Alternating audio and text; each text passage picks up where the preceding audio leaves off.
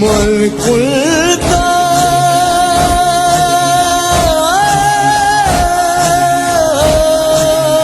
مولا فهذا علي المولا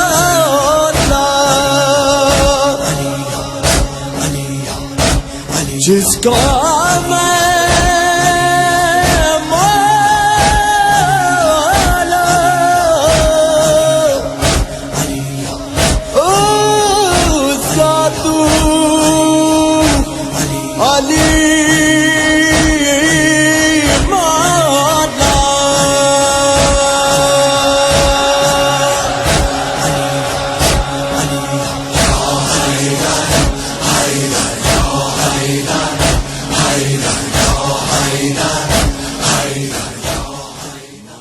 تو دیکھیے فقط صرف یہاں ایک بات یہ بھی ہے علماء نے کہی ہے کہ صرف تعریفیں کرنے سے دیکھیے کام نہیں چلتا، صرف قصیدہ گوئی سے کام نہیں چلتا. بخن بخن یا علی، بہت سارے لوگوں نے اس موقع پہ بات کہی تھی. لوگ کہتے ہیں مبارک ہو مبارک ہو، مبارک کے معنی میں نہیں، واہ واہ یا علی واہ واہ، جو آج کل بھی ہمارے یہاں ہوتا ہے کہ صرف واہ واہ کریں اور تعمیل احکام نہ کریں، تو اس زمانے کے واہ واہ کرنے والوں جیسا انجام ہو جائے گا. نجاشی جو شاعر تھا، نجاشی، ایک تو وہ حبشہ والے نجاشی کی بات نہیں، اور ایک شاعر نجاشی تھا جو امیر المومنین کی بہت تعریفیں کیا کرتا تھا اور قصیدے کہتا تھا. لیکن رمضان میں جب اس نے شراب پی تو باقاعدہ امیر المومنین نے زائد کوڑے اس کو لگوائے. ایک تو رمضان میں شراب پی اس وجہ سے. ابھی جن کا تذکرہ ہوا تھا جو رسول کی شان میں شاعری کرتے تھے، اس سے پہلے زبردست قصیدہ خوانی کی تھی خود میدان غدیر میں، لیکن بعد میں کیا ہوا، انجام صحیح نہیں ہوا، اپنے قول سے پھر گئے. اور دوسرے لوگوں نے تو پھر بھی چوتھے نمبر کا خلیفہ مان لیا، انہوں نے چوتھے نمبر پہ بھی نہیں مانا اور اس سے بھی انکاری ہو گئے. تو آپ نے دیکھا کہ صرف بہرحال واہ واہ کرنے سے اور صرف قصیدے کہنے سے کام نہیں چلتا، اگرچہ یہ بھی بہت اہم ذمہ داری ہے. جب یہ کہ یہاں پر ابھی فوراً بعد ہی کچھ قصیدہ خوانی وغیرہ آپ لوگ کریں گی، لیکن تعمیل احکام بھی ساتھ ساتھ کرنی، ورنہ دیگر لوگوں کا انجام ضرور ملوث خاطر رکھنا چاہیے جو صرف تعریفیں کر کے دیں. دیکھیے بعض علماء نے بالکل صحیح مثال دی کہ ہم تبرک اور برکت کے لیے اپنے امام کو امام تو نہیں مانتے کہیں.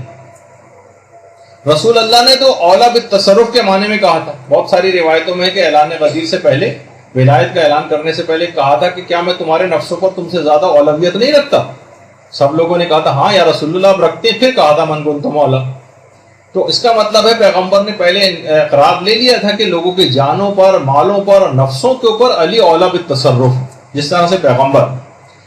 اب مثلا علی کہیں کہ عورتوں کو پردہ کرنا، اب جو تبرک کے لیے صرف برکت کے لیے علی کو امام مانے گی، وہ مجلس بھی کرے گی، وہ جشن بھی اپنے گھر کے اندر منعقد کرے گی نجاشی کی طرح سے، مثلا ان کی شان میں قصیدہ خوانی بھی کرے گی، مگر پردے کی بات نہیں مانے گی.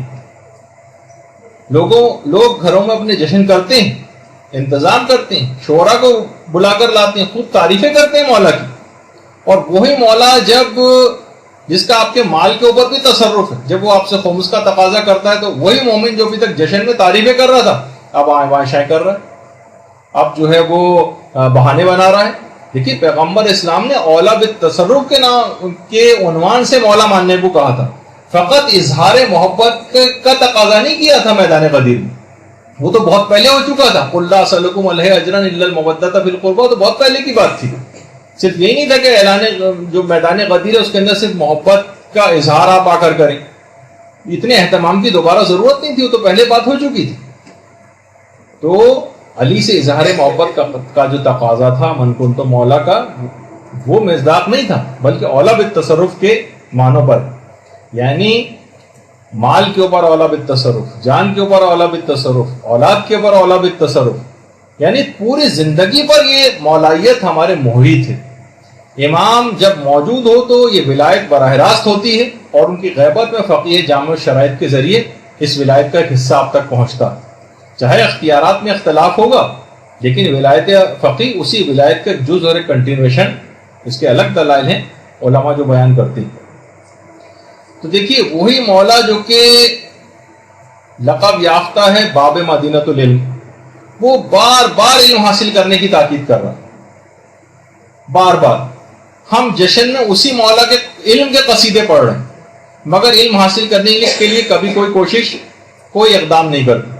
مثلا کہا جاتا ہے لوگ کہ بھائی بچوں کو اپنے تعلیم یافتہ بنانا چاہیے، تو لوگوں سے آپ پوچھیں تعلیم یافتہ بنانے کے لیے کیا کریں، وہ کہیں گے بھائی تعلیمی اداروں میں بھیجیں، اسکولوں میں، کالجوں میں، یونیورسٹیوں میں، دنیاوی تعلیم کے لیے وہاں بھیجتے ہیں نا۔ اچھا دین کے لحاظ سے بھی تعلیم یافتہ بنانا ہے ان کو، اب ان کو کہاں بھیجیں؟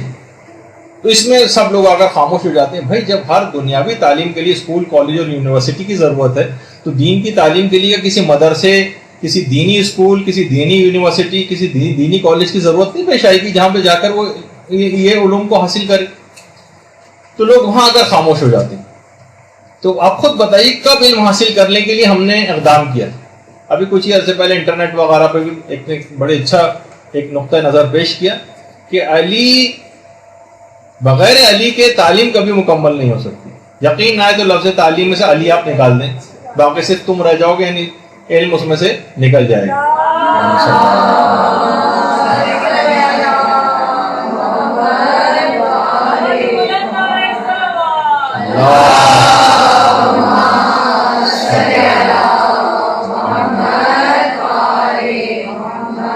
تو دینی تعلیم کے لیے مدارس میں بھیجنا پڑے گا، تب یہ لوگ جا کر دین کا علم کچھ ان کے پاس آئے گا، جس کا ٹرینڈ ہمارے یہاں بالکل نہیں ہے، اور کچھ ایسے حالات پیدا کر دیے گئے کہ لوگ اور زیادہ اس سے ایک خاص سازش کے تحت کے لوگ اور متنفر ہوتے جا رہے ہیں۔ تو اب جو صرف تبرک کے لیے مولا کو مولا مانے گا، اولا بالتصرف کے معنوں میں نہیں مانے گا، تو کیا نتیجہ ہوگا کہ وہی مولا جب کوڑا لے کر بے چھلکے کی مچھلی بازاروں میں بیچنے والوں کو مارتا تھا کہ اے مست شداؤں کی یادگاروں کو تم کیوں بیچ رہے ہو، جو اس قسم جو داڑھی منڈوانے کی پاداشیں مسخ کر دی گئی، ان کی نشانیوں کو کیوں بیچ رہے ہو؟ تو ہم کہیں گے کہ مولا آپ لاکھ ہمیں کوڑے ماریں، ہم خود بھی داڑھی مونڈیں گے اور ڈھونڈ ڈھونڈ کر داڑھی منڈے شعراء کو قصیدہ خوانی کے لیے بلائیں گے ضرور غدیر کے دن، اور انہی سے ہم پڑھوائیں گے۔ تو ہر بار امر و نہیں جب بھی انسان کبھی کرتا ہے تو اسے اپنی صفائیاں ضرور پیش کرنا پڑتی ہیں۔ دیکھیے میں خود بھی یہ صفائیوں پیش کروں، خود قصیدے سننے کا بہت شوقین ہوں، لیکن جب کوئی پیغام دینا ہوتا تو کچھ تو کرنے کے صرف ایک مقام کے حد تک رہ گئے۔ تو وہ آپ نے دیکھا کہ اس سے پہلے بہت سارے شاعر حضرات ان کو بھی کوڑے بھی لگ چکے ہیں، کتنے شاعر جنہوں نے قصیدہ خوانی خود میدان غدیر میں کیے، بعد میں کیسے عمل اس کے مطابق نہیں کیا تو نتیجہ کیا نکلا۔ تو مولا کو اپنی زندگی کے ہر شعبے میں اولا بالتصرف ماننا، آپ کے احکام کی امیر المومن کے معرفت حاصل کرنی، اور ہر حکم کو بلا استثناء اور ایکسیپشن کے ساتھ ماننا۔ فقط قصیدہ خوانی سے اس وقت تک کام نہیں چلے گا جب تک عمل ساتھ میں نہیں ہوگا۔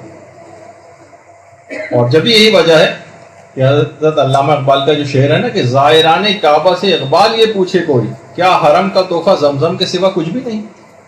یعنی جس وقت انسان وہاں جاتا ہے وہاں سے صرف حاجی حضرات صرف زمزم، وہ بھی اپنی جگہ فضیلت کا حامل اور تحفہ ہے واقع، لیکن امام کے ساتھ وہ جو ولایت کا اعلان جو ہوا تھا وہاں اس سرزمین کے اوپر، جب حج کر کے تم واپس آ رہے ہو تو اس کی کوئی خوشبو، اس کی کوئی تجدید عہد وہ بھی تمہارے ساتھ واپس جانا چاہیے، صرف یہ نہیں کہ صرف زمزم لے کر وہاں سے واپس آ گئے۔